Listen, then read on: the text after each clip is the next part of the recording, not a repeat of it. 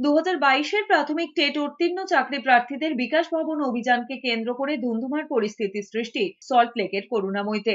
আবেদন চাকরির জন্য ইন্টারভিউ পেতে বিকাশ ভবনে যেতে দেওয়া হোক তাদের। মিছিল শুরুর আগেই চাকরি প্রার্থীদের বাধা দেয় বিধাননগর পুলিশ। করুণাময়ী মেট্রো স্টেশন থেকে নামার সময় তাদের আটক করে বিধাননগর পুলিশ। প্রকাশ্যে ধস্তাধস্তি হাতাহাতিতে জড়ালো পুলিশ এবং আন্দোলনকারী চাকরি প্রার্থীরা। করুণাময়ী মেট্রোর ভিতরে ঢুকেও বিক্ষোভ করতে দেখা যায় আন্দোলনকারীদের। পুলিশি ঘেরাটোপ পেরিয়ে চাকরি প্রার্থীরা এগিয়ে যাওয়ার চেষ্টা করলে তাদের সঙ্গে ধাক্কাধাক্কি শুরু হয় পুলিশের। বিক্ষোভকারীদের অভিযোগ, অভিযান ভেস্তে দিতে প্রথমে চাকরি প্রার্থীদের আটকানো হয়, পরে তাদের গায়ে হাত তোলা হয়। চাকরি প্রার্থীদের টেনে হিঁচড়ে প্রিজন ভ্যানে তোলা হয় বলেও পুলিশের বিরুদ্ধে অভিযোগ আনা হয়েছে। 2017 সালের দীর্ঘ 5 বছর পর 2022-এ টেট হয়।